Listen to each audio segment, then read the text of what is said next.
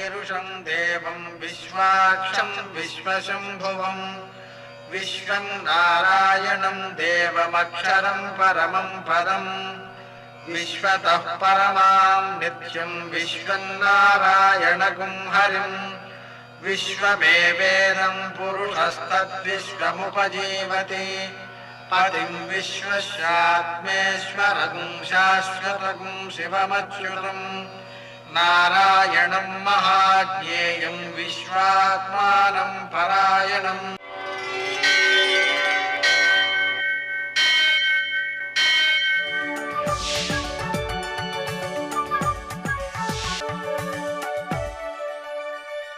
सूर्यशौर्यमथेन्दुरिन्द्रपदवी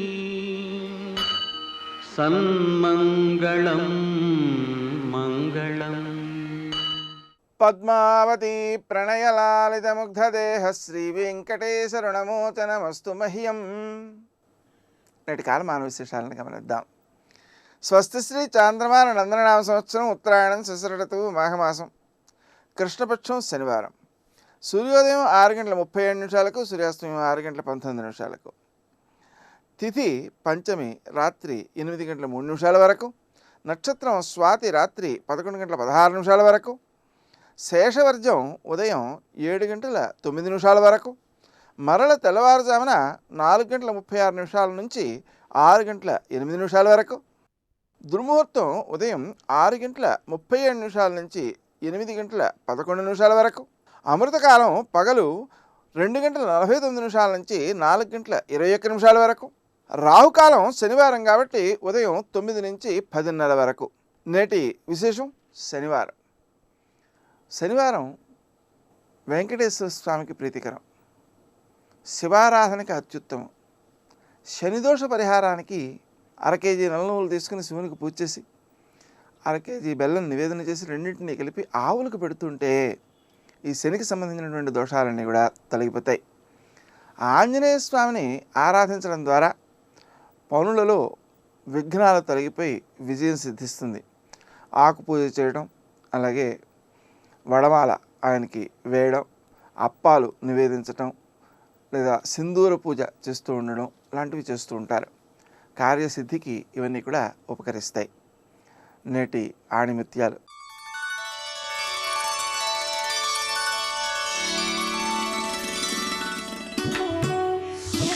తప్పు చేసే ముందు అంతరాత్మ ఒక మిత్రునిలా హెచ్చరిస్తుంది.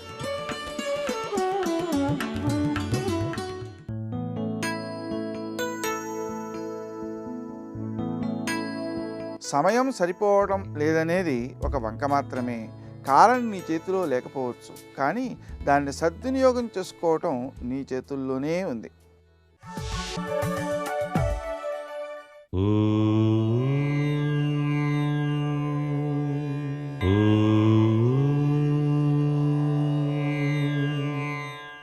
ఓం నమో నారాయణాయ. ఓం నమః శివాయ. శ్రీమాత్రే నమః. తిరుమలలో వెంకటేశ్వర స్వామి వారికి నిత్యం కూడాను ఉదయాన్నే వెంకటేశ్వర అష్టోత్తర పూజ చేసేటప్పుడు బిల్వపత్రాన్ని సమర్పిస్తారు. శ్రీ బిల్వపత్ర అర్చన ప్రియాయే నమః అని చెప్పేసి స్వామివారిని అర్చన చేస్తారు. ఇక్కడ బిల్వం కేవలం ఒక్క శివునికే కాదు, వెంకటేశ్వర స్వామి వారికి కూడాను ప్రీతివంతమైనది అని మనం గ్రహించాలి. కారణం ఏంటంటే ఆ వెంకటేశ్వర స్వామి వారిని, శ్రీనివాసుడిని వెంకట ఈశ్వర అంటాం. ఇక్కడ ఈశ్వర పదం కూడాను ఆ వెంకటేశ్వర స్వామి తర్వాత ఉన్నది. వెంకటేశ్వర అనే పదంలో వెంకట ఈశ్వర అనేటువంటి వెంకటేశ్వరుడు అన్ని చోట్ల కూడా తన దివ్యవంతమైనటువంటి అదృష్టాన్ని మానవాళికి ప్రసాదిస్తూ ఉన్నాడు అని చెప్పేసి అర్థం చేసుకోవాలి. బిల్వపత్రంలో ఈశ్వరునైనా సరే, విష్ణువైనా సరే, దుర్గాదేవినైనా సరే పూజ చేస్తే వారికి జీవితంలో వచ్చేటువంటి అరిష్టాలన్నీ కూడాను తొలగిపోతాయి అని చెప్పేసి శాస్త్ర సమ్మతమైనటువంటి విశేషాంశం అన్నమాట. అంతేకాకుండా ఎవరు దోషకాలాన్ని ఎదుర్కొంటారో వారు వెంకటేశ్వర స్వామి వారిని బిల్వపత్రాలతో గనక అర్చన చేస్తే ఆ దోష కాలం తొలగిపోయి అదృష్టకరమైనటువంటి జీవితాన్ని పొందటానికి కూడా ఆస్కారం ఉంది. బిల్వ వృక్షానికి ప్రతిరోజు కనుక ఒక చెంబెడు నీళ్లు పోసిన చాలు గొప్ప అదృష్టం కూడా వచ్చి తీరుతుంది అని చెప్పేసి మనకు శాస్త్రవచనం. ఇంత గొప్ప మహిమాన్వితమైనటువంటి బిల్వదళంలో దాగిన పరమార్థం వెంకటేశ్వర స్వామి వారికి శ్రీ బిల్వపత్ర ప్రియాయే నమః అని సమర్పించటం మాత్రం మనం మరిచిపోకూడదు సుమా. ఇంత గొప్ప విశేషాంశం ఉన్నది కాబట్టే బిల్వ వృక్షాలను పరమ పవిత్రమైన వృక్షాలుగా మనం భావిస్తూ చక్కటి ఆచరణలో చక్కటి జీవితాన్ని సాధిద్దాం. సర్వే జనా సుఖినో భవంతు.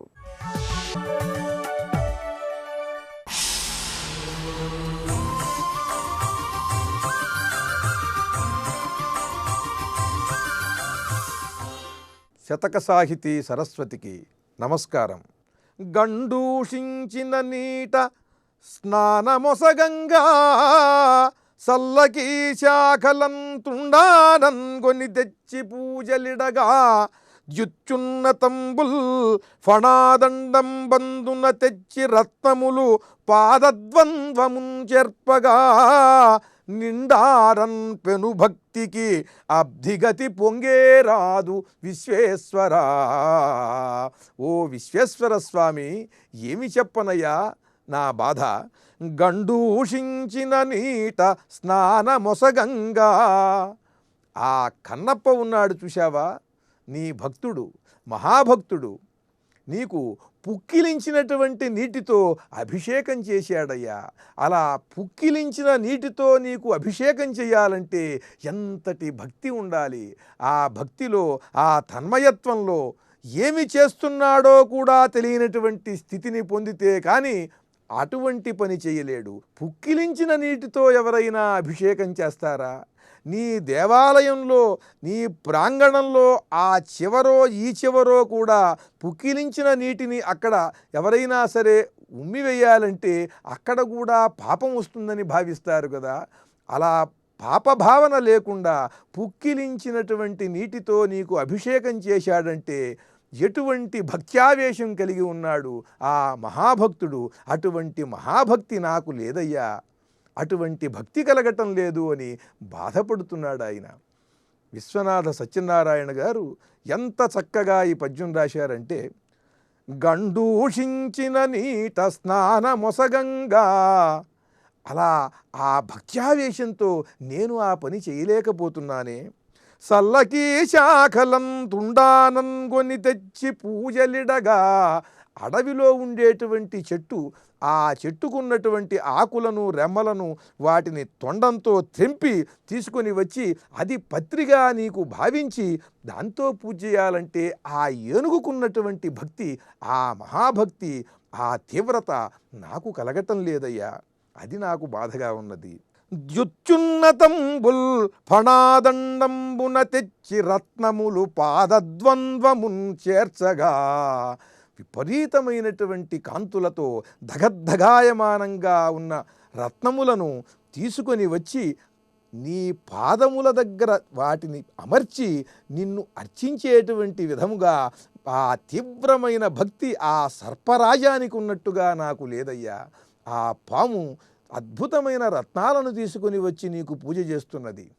ఈ ఏనుగు అడవిలో ఉన్నటువంటి చెట్లను తొండంతో తెంపి ఆ కొమ్మలను తీసుకొని వచ్చి ఆ ఆకులతో నీకు పూజ చేస్తున్నది. ఇక ఆ బోయవాడు భక్త్యావేశంతో తనను తాను మరిచి పుక్కిలించిన నీటితో నీకు అభిషేకం చేస్తున్నాడు. ఎటువంటి పరమ భక్తి అయ్యా వాళ్ళది.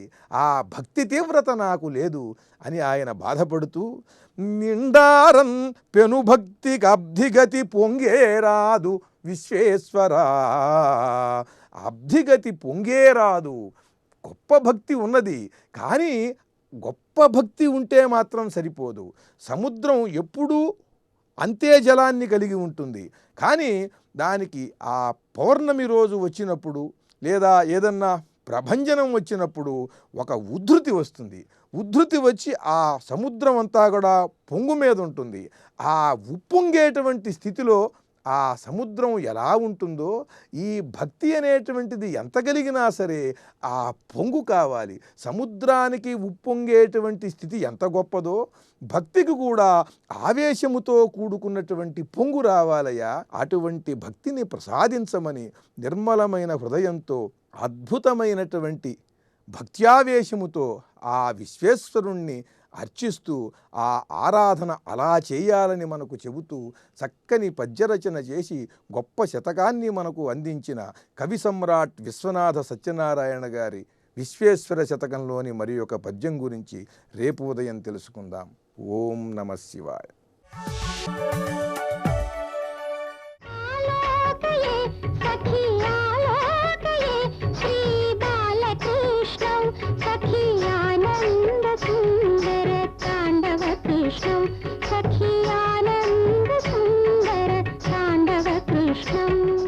శ్రీకృష్ణం గోకులానందం వాసుదేవం సనాతనం గోవిందం రుక్మిణీకాంతం ద్వారకాధీశమాశ్రయే ద్వారకాధీశమాశ్రయే. శివాయ గురవే నమః. శ్రీమాత్రే నమః. శ్రీ విష్ణురూపాయ నమః శివాయ. శ్రీకృష్ణశరణం మమ. బ్రహ్మగ్రంథిం కురు కృష్ణత్వం. గర్గమహాముని కృష్ణ పరమాత్మ వివాహం పూర్తవుతున్న సందర్భంలో బ్రహ్మముడిని వెయ్యమని చెప్పి వివాహాంతర్గతమైనటువంటి ప్రధానమైన హోమాల్ని చేయిస్తున్నాడు. ఇక్కడ ఇష్టతమం పాయసమతి మృష్టం పిష్టకమతి సంతుష్టమన ఇష్టజనైస్సహ భుంక్ష్వ యథేష్టం తుష్టిం పుష్టిం కురు జగతాంభో. ఈ రమ్యమైన పదజాలాలతో వర్ణింపబడిన ఈ చరణంలో ఆ వివాహానంతరం చేసే విందు భోజనం గురించి చెప్తున్నారు. అక్కడ నూతన వధూవరులు బంధువులతో కలిసి భోజనం చేస్తారు. ఆ సమయంలో ఇష్టమైన పాయసాన్ని అతిమృష్టం పిష్టకం అంటే రుచికరమైనటువంటి పిండి వంటలని సంతుష్టమన సంతోషకరమైన మనస్సుతో ఇష్టజనైస్సహ బంధువులతో కలిసి భుంక్ష్వ యథేష్టం స్వేచ్ఛగా భుజించవయ్యా. నువ్వు ఆ విధంగా భుజించి ఆనందంగా ఉంటే తుష్టిం పుష్టిం కురు జగతాంభో. కృష్ణ పరమాత్మ ఆ విధమైనటువంటి ఇష్టభోజనాన్ని చేయడం అనే ఘట్టం వల్ల జగతికి పుష్టి తుష్టి కలుగ్గాక అనే భావన చేశారు. ఇక్కడ శేషశయనాం లీలామయ విగ్రహ శేషహవనమిహ కురు కృష్ణ దోషరహిత కురు నాకబలిం భువి భూషయ భైష్మీమిహ భూమన్. శేషశయన లీలామయ విగ్రహ. ఇక్కడ శేషశయనుడు అన్నప్పుడు సాక్షా నారాయణుడైన హే శ్రీకృష్ణ, అటువంటి నారాయణుడైన నువ్వు లీలగా ఈ విగ్రహం ధరించి మా కోసం ఈ లీలను చూపిస్తున్నావు. ఇప్పుడు మిగిలినటువంటి శేష హవనం అంటే అన్ని హవనములు పూర్తవగా మిగిలిన హోమక్రియ దాన్ని పూర్తి చేయవయ్యా. దోషరహిత కురు నాకబలిం, ఏ దోషము లేని నిర్దోషమైన శుద్ధతత్వమైన స్వామి నాకబలిని చెయ్యు. ఆ నాకబలి తర్వాత అమ్మవారిని అలంకరించాలి. వరుడుగా నువ్వు చేయవలసిన కర్తవ్యం ఇది. ఈ నాకబలి అనేటువంటిది కూడా దేవతలను తృప్తిపరిచేటువంటి ఒక హోమం అది. దీని ప్రక్రియ ప్రభావం చేత దంపతులకి అన్యోన్యత సిద్ధిస్తున్నది. లక్షణశయ్యామధిరూఢస్త్వం లక్ష్మ్యాసహ భవధనపాలిన్య అక్షయ సుఖమనుభవ నిగమాంతర్లక్షణ సంబోధితమమలం. లక్షణశయ్యామధిరూఢస్త్వం. ఆ తర్వాత చక్కగా అలంకరింపబడినటువంటి శయ్య, అది లక్షణ శయ్య అంటే శాస్త్రోక్త రీతిగా శయ్య ఎలా ఉండాలో వర్ణించబడుతున్నది. అలాంటి శయ్య సిద్ధపరిచారు. ఆ శయ్యపై లక్ష్మ్యా సహ భవ, లక్ష్మీదేవితో సహా అలంకరించు. ధనపాలిన్య అనగా ఐశ్వర్యములను పాలించే తల్లి, ఐశ్వర్యప్రదాయిని. అలాంటి తల్లితో నువ్వు ఈ దివ్యమైన శయ్యపై అధిరోహించి అనుగ్రహించాలి. అక్షయ సుఖం అనుభవ నిగమాంతర్లక్షణ సంబోధితమమలం. వేదాంతముల యందు ప్రతిపాదింపబడేటటువంటి పరతత్వాను నువ్వు. అటువంటి నువ్వు నీ ఆనంద స్వరూపాన్ని, అక్షయమైన నీ సుఖస్వరూపాన్ని లక్ష్మీదేవితో కలిసి ఈ శయ్యపై ప్రకటించు. శ్రీ కళ్యాణ గోపాలక రుక్మిణ్యా కళ్యాణమిదం శ్రీకరమిహ నారాయణ తీర్థ ప్రకటితమితి యతివర సుఖదం. ఇంతవరకు ఈ కళ్యాణ గోపాలునికి రుక్మిణీదేవితో జరిగినటువంటి కళ్యాణము ఈ రమ్యమైన తరంగంతో పూర్తయినది. ఇది యతివర సుఖదం, యతులకు సుఖాన్నిచ్చేది. నిజానికి యతులు అంటే ఈ పెళ్ళిళ్ళు సంసారాలు ఇవన్నీ విడిచిపెట్టిన వాళ్ళే యతులు. అలాంటి యతులకు ఆనందం కలిగించే పెళ్ళి ఇది. అనగా ఇది లౌకికమైన కళ్యాణం కాదు, ఇది అలౌకికమైన తత్వాన్ని గర్భీకరించుకున్న దివ్య కళ్యాణం గనక అటు ప్రవృత్తి మార్గంలో ఉన్నవారికి ఇటు నివృత్తి మార్గంలో ఉన్నవారికి కూడా మంగళములు కలిగించేటువంటి ఆనందాన్ని అందించేటువంటి దివ్య కళ్యాణం ఇది. అందుకే యతివర సుఖదం అనే మాట ద్వారా చెప్తున్నారు. మొత్తానికి రుక్మిణీ కళ్యాణ ఘట్టం పూర్తి చేస్తూ దీని యొక్క వైభవాన్ని వర్ణించారు. ఇక్కడ ఒక రమ్యమైనటువంటి పద్యాన్ని పోతన గారు అందించిన దాన్ని స్మరించుకుందాం. ధ్రువకీర్తిన్ హరి పెండ్లియాడే నిజ చేతోహారిణిన్ మానవైభవ గాంభీర్య విహారిణిన్ నిఖిల సంపత్కారిణిన్ సాధుబాంధవ సత్కారిణి పుణ్యచారిణి మహాదార్ద్ర్య సంహారిణిన్ సువిభూషాంబరధారిణిన్ గుణవతి చూడామణిన్ రుక్మిణిన్ ధ్రువకీర్తిన్ హరి పెండ్లియాడే. విష్ణువు రుక్మిణీదేవిని వివాహమాడాడు. ఆ తల్లి ఎటువంటిది అంటే నిజచేతోహారిణిన్, స్వామి యొక్క మనస్సును హరించినటువంటిది, దివ్యగుణములతో కూడి ఉన్నది. మహాలక్ష్మి గనక శుభ కళ్యాణ గుణస్వరూపిణి ఆవిడ. మాన వైభవ గాంభీర్య విహారిణిన్ నిఖిల సంపత్కారిణిన్. అటువంటి మహాలక్ష్మి స్వరూపిణి అయినటువంటి లక్ష్మీదేవి రుక్మిణీదేవిని వివాహమాడాడు శ్రీకృష్ణ పరమాత్మ. ఈ విధంగా రుక్మిణీ కళ్యాణ ఘట్టం పూర్తి చేస్తూ ఆచార్యవచనాత్ సర్వమకరోద్యదునందన వాచామగోచరాత్మాపి వాసుదేవ స్వమాయయా. ఆచార్యుని వచనాల్ని ఈ విధంగా అనుసరిస్తూ పరమాత్మ ఆ దివ్యమైన వివాహ సమయంలో చేయవలసిన కర్తవ్యములన్నీ చేశాడు. అన్నీ తెలిసి అందరినీ శాసించేవాడు ఇప్పుడు వారు ఏం చెప్తే అది అప్పుడే నేర్చుకుని చేస్తున్నట్లుగా చేశాడు. ఇదంతా లీల. వాచా మగోచరాత్మాపి, మాటకి మనసుకి అందనివాడు అయినప్పటికీ ఆచార్యుల మాటల్ని జాగ్రత్తగా అనుసరించి ఈ లీలను ప్రకటించాడు పరమాత్మ. ఇది వైవాహిక లీల అని చెప్పబడుతున్నది. ఇక్కడితో రుక్మిణీ కళ్యాణం పూర్తయింది. కానీ కళ్యాణ గోపాలమూర్తి యొక్క పూర్ణతత్వ ఆవిష్కరణ పూర్తి కాలేదు. అది పూర్తి చేయబోతున్నారు ఇప్పుడు. కళ్యాణ గోపాలుడు అనగానే రుక్మిణీ కళ్యాణంతో నిజానికి పూర్తి కాదు. ఆయన అష్టమహిషులు అనగా 8 మంది మహారాణులను వివాహమాడాడు ఆయన. మరి ఆ కళ్యాణములన్నీ చెప్పాలి కదా అంటే అవన్నీ కలిపి ఒక్క శ్లోకంలో ఒక తరంగంలో పూర్తి చేస్తున్నారు. ఇక్కడ మొత్తం 8 మంది మహారాణులతో ఉన్న కృష్ణ పరమాత్మని వర్ణిస్తున్నారు. ఇక్కడ కృష్ణ పరమాత్మ చుట్టూ ఉన్నటువంటి పట్టమహిషులు మొత్తం 8 మంది. అందులో మొదటి ఆవిడ రుక్మిణీదేవి. మిగిలినటువంటి 7 వివాహములకి 7 కథలున్నాయి నిజానికి. అయితే ప్రధానమైన రుక్మిణీ కళ్యాణ కథ చెప్పుకుంటే చాలు, మిగిలిన స్మరించితే చాలు. అయితే 8 మందితో ఉన్నటువంటి స్వామి యొక్క స్వరూపాన్ని మనస్సులో భావించితే ఒక ప్రయోజనం ఉంది. అన్నీ కూడా ఉపాసనా మర్మములు, ధ్యాన మర్మములు. మంగళకరమైనటువంటి స్వామి యొక్క వివాహ వృత్తాంతాన్ని వింటే ఆశ్చర్యం కూడా కలుగుతున్నది. క్లుప్తంగా మనం స్మరించుకుంటే వీరు కాకుండా 16,000 మంది రాచకన్యలను కూడా స్వామి వివాహమాడాడు. నరకాసురుని చేత బంధింపబడినటువంటి వారు 16,000 మంది రాచకన్యలకు. లోకరక్షణ కోసం ఆ నరకాసురుని సంహరించిన తర్వాత ఆ రాచకన్యలకి సరియైన సుస్థితి కల్పించాల్సిన బాధ్యత ఉంది కృష్ణ పరమాత్మకి. అందుకంటాడు, మీరు ఎక్కడికి వెళ్ళి సుస్థిరంగా క్షేమంగా ఉంటారో చెప్తే అక్కడికి నేను మిమ్మల్ని పంపిస్తాను అని. అప్పుడు వారందరూ కోరుకున్నది ఏంటంటే, నీకంటే క్షేమంకరమైన చోటు లేదు, మమ్మల్ని నువ్వు చేపట్టాలని 16,000 మంది కోరుకున్నారట. అయితే మానవ ధర్మం ప్రకారంగా ఆలోచిస్తే నువ్వే దిక్కు అన్నటువంటి నిరాశ్రయులైన స్త్రీలకు ఆశ్రయం కల్పించాల్సిన బాధ్యత రాజుగా కృష్ణునిపై ఉన్నది. కానీ మానవుడిగా వాళ్ళందరికీ ఆశ్రయం కల్పించడం సాధ్యం కాదు. కానీ మానవ ధర్మం ప్రకారంగా రాజుగా ఆశ్రయం కల్పించాలి. ఇది చాలా చిక్కైన సమస్య. ఇది కృష్ణావతారంలో రహస్యమైన ఘట్టాలు ఇవన్నీ కూడా. రాజధర్మం ప్రకారంగా ఆశ్రయం కల్పించాలి, కానీ మానవుని యొక్క శక్తితో అది సాధ్యం కాదు. ఇలాంటి సమయంలో తన మాధవ శక్తిని తీసుకొస్తాడు స్వామి. మానవ ధర్మాన్ని మాధవ ధర్మంతో సమన్వయించినటువంటి అవతారమే కృష్ణావతారం. అందుకు 16,000 మంది రాచకన్యలని 16,000 భవనాలలో 16,000 విధాలుగా 16,000 రూపాలతో ఒకే ముహూర్తంలో వివాహం చేసుకున్నాడు కృష్ణ పరమాత్మ. ఇది ఆశ్చర్యకరమైన అంశం. అంటే కృష్ణుడు ఇప్పుడు బహుపత్నీకుడు అనడానికి లేదు. ఎవరికి వారికే కృష్ణుడిగా ఉన్నాడు. తానే పలు రూపములు ధరించి అందరినీ అనుగ్రహించాడు. అందుకే ప్రతి స్త్రీ కూడా కృష్ణుడు నాకు దూరంగా ఉన్నాడు, ఇతడు మరొక ఆమెకు కూడా భర్త అనే భావం లేకుండానే ఉన్నారు ప్రతివారు కూడా. ఆ విధంగా స్వామి ఒక విధంగా ఏకపత్నీవర్తుడుగానే సంచరించాడు వారందరితో. ఇంకా గట్టిగా మాట్లాడితే బ్రహ్మచారిగా ఉన్నట్ట. అదే ఆయన యొక్క తత్వం.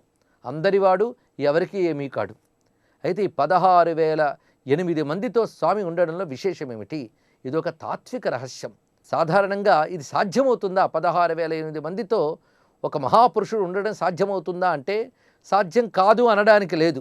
కానీ ఇందులో తాత్విక అర్థం మాత్రం గమనించితే ఇది ఎల్లవేళలో ఉన్న తత్వమే, కొత్తగా తెచ్చుకున్న తత్వము, చేయవలసిన తత్వము కాదు. అది మనం గ్రహించవలసిన అవసరం ఉన్నది. మొత్తానికి అష్టమహిషులతో ఉన్న పరమాత్మ అష్టలక్ష్మీ సమేతుడైనటువంటి నారాయణుడే. అష్టలక్ష్ములు అని మనం వ్యవహరిస్తున్న లక్ష్మీదేవి ఒక్కరే. లోకరక్షణ కోసం 8 రూపములు ధరించింది. ఎన్ని రూపాలు ధరించిన లక్ష్మీదేవికి నారాయణుడు ఒకడే పతి. అలాగే లక్ష్మీదేవి బహురూపాలతో ఒకే నారాయణ్ణి సేవించినట్లుగా అష్టలక్ష్ములకు ప్రతీకైనటువంటి అష్టమహిషులు ఆ నారాయణ్ణి సేవిస్తూ ఉన్నారు. వారి పేర్లు ఇక్కడ చెప్తూ ఉన్నాడు. భైష్మీ జాంబవతి భామ సత్యా భద్రాచ లక్షణ కాళిందీ మిత్రవందాచ మహిష్యోష్టా భవన్ హరే. భైష్మి అంటే రుక్మిణీదేవి, జాంబవతి, సత్యభామ, సత్య, భద్ర, లక్షణ, కాళింది, మిత్రవింద వీళ్ళు మొత్తం చెప్పబడుతున్నారు ఇక్కడ. అయితే సత్య అనే పేరు ఇక్కడ 2 మార్లు వచ్చింది. భామ, సత్య. సాధారణంగా అందరూ సత్యభామ అని అంటాం, కానీ భామ అన్నప్పుడు సత్యభామ అని అర్థం తీసుకోవాలి. సత్య అనే ఆమె నగ్నజిత్ అనేటువంటి ఒక రాజు యొక్క కుమార్తె. ఆమెను నాగ్నజితి అని కూడా అంటారు. ఆమె పేరు సత్యగా ఇక్కడ వ్యవహరించారు నారాయణ తీర్థుల వారు. నాగ్నజితి అని భాగవతంలో కనబడుతుంది. నాగ్నజితి అంటే నగ్నజిత్తు యొక్క కుమార్తె అని అర్థం. ఈ విధంగా రుక్మిణి, జాంబవతి, భామ, సత్య, భద్ర, లక్షణ, కాళింది, మిత్రవింద అనబడేటువంటి 8 మంది అష్టభార్యలు వీరితో ప్రకాశిస్తున్నాడు శ్రీకృష్ణుడు. ఇప్పుడు 8 మందితో ద్వారకా నగరంలో సహస్రస్తంభ మండపంలో ఉన్న కృష్ణ పరమాత్మను వర్ణిస్తున్నారు. ఇది ధ్యానం చేయవలసిన ఒక రమ్యమైన మూర్తి. ఇలాంటి ధ్యానం చేస్తే మన హృదయంలో శాంతి ఏర్పడుతుంది. మన శరీర ప్రకృతికి ఒక దివ్యమైనటువంటి ఆరోగ్య స్థితి ఏర్పడుతున్నది. మంగళకరమైనటువంటి ఆ ధ్యానమూర్తిని రేపు పరిశీలిద్దాం. సర్వం శ్రీకృష్ణ చరణారవిందార్పణమస్తు. శ్రీరాఘవం దశరథాత్మజమప్రమేయం సీతాపతిం రఘుకులాన్వయరత్నదీపం. ఓం సీతారామాభ్యాం నమః. విశ్వామిత్ర మహర్షి మలద, కురుష దేశాల గురించి చెబుతూ రామలక్ష్మణులకు తాటక చరిత్రను చెబుతున్నాడు. రామా, పూర్వం బ్రహ్మదేవుడి అనుగ్రహంతో సుకేతు అనే యక్షుడికి 1000 ఏనుగుల బలం గల తాటక పుట్టింది. అందాల రాశి, సుందరిగా పేరు పొందింది కూడా. ఆమె సుందుడిని పెళ్లి చేసుకొని మరీచుడిని కన్నది. ఒకనాడు సుందుడు అగస్త్య మహర్షిని ఎదిరించి ఆయన శాపానికి గురై మరణించాడు. తాటక కోపంతో మరీచుడిని తీసుకొని అగస్త్యముని మీదకి వెళ్ళగా ఆ అగస్త్యముని మరీచుడిని రాక్షసుడిగా మారిపోవని శపించాడు. ఆ మారీచుడికి అంత శాపం వచ్చింది. అందుకని అప్పుడు తాటక మరీ రెచ్చిపోవటంతో ఇంకా నువ్వు వికృత రూపం గల రాక్షసు అయిపో అని శపించాడు. అప్పటి నుంచి తాటక ధర్మ మార్గం తప్పింది. ఇంచుమించు ఇద్దరికీ కూడా విచిత్రమైన శాపాలే దొరికాయి. ఈ మలద, కురుష దేశాల మీద పడి ఎంతోమంది అమాయకులను హతమార్చింది. అధర్మ మార్గంలో నడుస్తున్నటువంటి ఈమెను సంహరించి బాగా ధర్మాన్ని నిలబెట్టయ్యా అని విశ్వామిత్రుడు చెప్తున్నాడు. రాముడు దయామయుడు కదా, శ్రీహత్య చేయటం ఎలాగా అని యోచన చేశాడు. అప్పుడు విశ్వామిత్రుడు అంటున్నాడు, ధర్మ సూక్ష్మాన్ని అంతా చెప్పేశాడు. అప్పుడు తాటక రాక్షసి దానిలో ఏమాత్రము స్త్రీతత్వం లేనదని చెప్పేశాడు. ఇక రాముడు వెంటనే వింటి నారిని మీటాడు. ఆ శబ్దానికి తాటకకు దడ పుట్టింది. కోపంతో పరిగెత్తుకుంటూ వచ్చి ఆ ప్రాంతమంతా కూడా దుమ్ముతో నింపింది. ఆ దుమ్ములో రామలక్ష్మణుల మీద రాళ్ల వాన కురిపించింది. రాముడు కోపంతో తాటక 2 చేతులను ఆ బాణాలతో నరికేసేసాడు. లక్ష్మణుడు తాటక యొక్క ముక్కు చెవులను కోశాడు. అయినా తాటక ఏమాత్రం తగ్గక మాయాయుద్ధానికి దిగి రాళ్ల వానమే కురిపించేసింది. పిడుగులాగా వారి మీద పడిపోతుంటే రాముడు బాణాన్ని ప్రయోగించి తాటకను సంహరించాడు. దేవేంద్రుడు దేవతలు అక్కడికి వచ్చి రాముణ్ణి అభినందించారు. ఆ రాముడి యొక్క కథ ఎంత చెప్పినా చాలదు. అప్పుడు విశ్వామిత్ర మహర్షికి స్వామి నమస్కరించి చెప్తున్నాడు, మునీంద్ర, రాముడు ఒక దేవకార్యాన్ని నెరవేర్చాలి కదా, కాబట్టి రామునికి అస్త్రశస్త్ర విద్యలన్నీ కూడా ప్రసాదించండి అని కోరుకొని వెళ్ళిపోయాడు. ఇక దేవతలకు వారి మాట ప్రకారమే మునీంద్రుడు ఆ శ్రీరాముడికి తెల్లవారుజామున అస్త్ర విద్యను ప్రసాదించాడు. తర్వాత విశ్వామిత్ర రామలక్ష్మణుల ప్రయాణం కూడా సాగింది. అక్కడి నుంచి తాటక సంహారం అయినప్పుడు ఆ చుట్టుముట్టు ప్రాంతం ఎంత శాంతిగా ఉండిపోయింది. వాళ్ళకి సిద్ధాశ్రమం కనిపించింది ముందు. మహర్షి రామలక్ష్మణులతో ఇది వామనమూర్తి ఆశ్రమం, దేవేంద్రుడికి ముల్లోకాలను ప్రసాదించిన తర్వాత స్వామి వామనమూర్తి ఇక్కడ కొంతకాలం నివసించాడు. నేను ఇక్కడే యజ్ఞం చేస్తున్నాను. మారీచ సుబాహులు ఇక్కడికి వచ్చి నా యజ్ఞానికి విఘ్నం కలిగిస్తున్నారు. వారిని సంహరించి నా యజ్ఞం సాగేటట్లుగా చెయ్యి అని వారికి విశ్రాంతిని కూడా ఇచ్చారు. ఇక విశ్రాంతి తీసుకోండి మీరని. ఇక మరుసటి రోజు యజ్ఞం ప్రారంభమైపోయింది. యజ్ఞము హోమం యొక్క పొగ అంతటా వ్యాపించాయి. వాటిని చూడగానే మారీచ సుబాహులకు కోపం వచ్చేసింది. ఆ ప్రాంతానికి వచ్చారు. రామలక్ష్మణులు ధనుస్సులు పట్టుకొని సిద్ధంగా ఉన్నారు. మారీచ సుబాహువులు హఠాత్తుగా నెత్తురు వర్షం కురిపిస్తూ ఉండగా రాముడికి చాలా కోపం వచ్చి మానవాస్త్రంతో మారీచుడిని కొట్టాడు. ఆ మానవాస్త్రం అమిత వేగంతో మారీచుడిని తాకి ఎగరేసుకొని పోయి 100 యోజనాల దూరము అవతల పడేసింది. మారీచుడికి ప్రాణం పోయిన పరిస్థితి కలిగింది. అక్కడి నుంచి లేచి రాలేడు కూడా, అట్లా అయిపోయింది. కానీ చావలేదు. గిరిగిరా తిరుగుతూ సముద్రంలో పడిపోయాడు. రాముడు మానవాస్త్రాన్ని సంధించిన తక్షణమే ఆగ్నేయాస్త్రాన్ని సంధించి సుబాహువును కొట్టగా అక్కడి నుంచి వాడిని కూడా కొట్టేశాడు. అక్కడికక్కడే సుబాహు కూడా మరణించారు. మిగిలిన రాక్షసులందరూ అది చూసి ఇష్టం వచ్చిన దిక్కులకు పరుగులు పెడితే అక్కడి నుంచి ఒక్కరు కూడా ఉండలేదు. అప్పుడు రాముడు వాయువ్యాస్త్రంతో అందరినీ కూడా సంహరించేశాడు. ఈ వాయువ్యాస్త్రం అంటే సామాన్యం కాదు. మునులు వీళ్ళంతా దుష్ట సంహారానికి సంతోషించారు. రాముణ్ణి కూడా పూజించారు. విశ్వామిత్రుడి యజ్ఞం ఏ విఘ్నం లేకోకుండా జయప్రదంగా పూర్తి అయింది. విశ్వామిత్రుడిని రాముణ్ణి కూడా మెచ్చుకున్నాడు. అంటే విశ్వామిత్రుడు మునివి రాముణ్ణి ఇంకా ఎంతైనా మెచ్చుకోవటానికి కూడా చాలేదు. దేవతలు కూడా పొగుడుతున్నారు. ఒకరికొకరు మెచ్చుకున్నారులేండి. సీతారామాభ్యాం నమః.